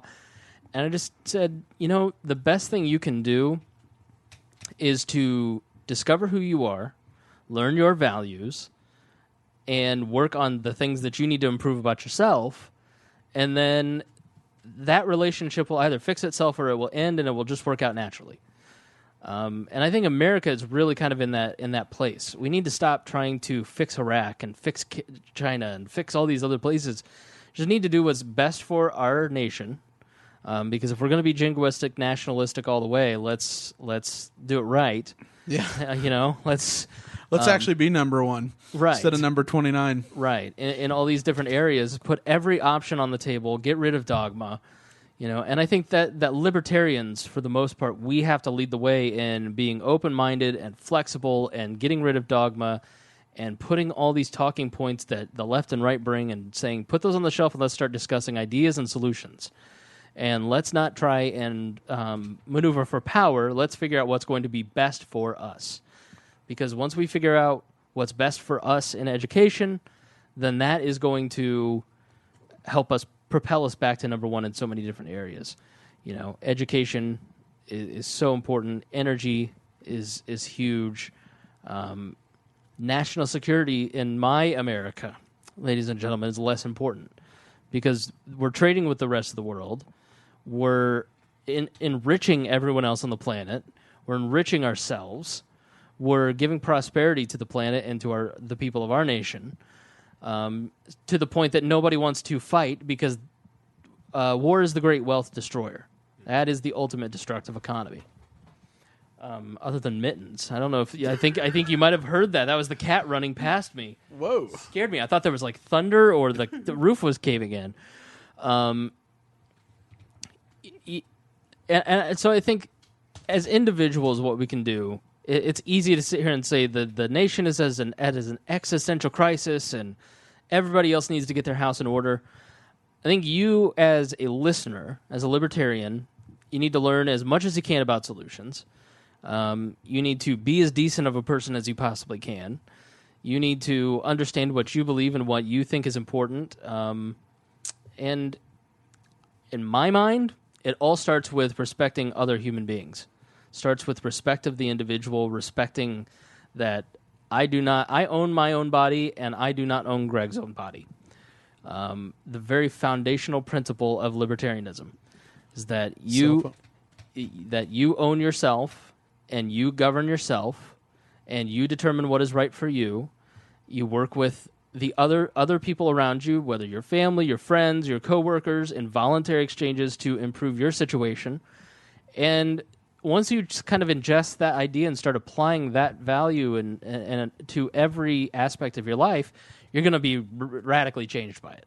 I will tell you. I mean, the idea that alone changes so many things that you think about other people. I mean, that idea alone has taught me to treat women with more respect. You know, like, I know it's really weird. I'm sorry, Harry. I didn't mean to offend you with my newfound feminism. But, you know, as a man, there's so many things that you do that you're just like, oh, that's really disrespectful. You know, or walking up to somebody and just like touching them. Like, get your hands off of them. Don't touch them. You know, like... I don't know if I'm starting to ramble, but you know what I mean? No, I get your point. Like, just even that idea in basic human interactions with other people, it starts to transform how you treat others. That self-awareness will develop that you kind of lack. You know, that sometimes when you are conditioned to think that other people are your property, then you start to treat people differently, and you start to lose little pieces of your own humanity. And libertarianism brings that back, and I think that's the key. And so you have to get those fundamentals first. You know, you have to get those ideas ingrained in you first. Check out the path to libertarianism at wearelibertarians.com, where we kind of walk you through some of these big ideas, and the first 3 ideas at free markets and self-ownership and what it means to be a libertarian. So check that out, spread it around, pass it around. You know, it's the idea that you own yourself and not others that really can change the world and start to draw people back. Because instead of going to these workers and saying, "I'm sorry, your jobs are going away. Let's send you to college," we're going to go put you in a state school and train you how to be a good state-sponsored flunky. Don't worry, you're going to need finite. We can't tell you how. You're not going to understand how. We're going to teach you how to think the way that we think is important. Wouldn't it be better if we just said, you are the master of your own destiny. You figure it out. You know? And people in here's a bunch of Coursera and Udemy credits, and you figure out what you think you can do. Because in that same conversation with somebody today, they're like, well, I can change this person. I'm like, no, because everything is great right now. I did not become a better person in my marriage. I became a better person in my divorce. You know, like, going through tough times shapes you for the better or for the worse, but usually most people learn from it, grow from it, and become better in times of trial. And, you know, what we lack in this nation is optimism. You know, it is so easy and so comfortable and so acceptable to be negative and cynical. That is the default position of everybody, you know. And optimism so often is weird, like somebody's naive, and it's like, what? I think I've said on the podcast, like, my cousin and her boyfriend, I met them at a holiday party, and she's just so happy. And like, I walked away the first time that I saw her, and I was like, man, I saw her at like an event, and I was like, I can't believe my cousin is drunk. I said to the person I was with, I was like, that's embarrassing. She's so drunk. Because she was so positive and happy and sweet. It threw me off. How can someone in my family be that happy? Okay? And then I saw her a couple weeks later, and I saw her again, and I saw her boyfriend, and he was exactly like her, and everything's great. I am so happy for you. Things just really, I'm glad. And I'm like, you don't have to insult me right to my face, okay? Are you Mormon? Right. It's very Mormon-esque. You know, and I walked away from that experience going, why did I have that reaction? I consider myself to be a fairly happy and optimistic person. I guess not. So, I don't know. That's change. true. Change starts with you. It starts how you interact with people, because you can't expect the government and other people and politicians to change if you don't start changing what you believe and how you interact with others and how you treat others with respect. Yeah, like, America never looked for saviors, and more and more it's like, well, who's going to found the next industry that's going to get us all jobs, and, you know, then we don't have to work till we're 85 and our economy grows. And the point is that it's no savior. Mm-hmm.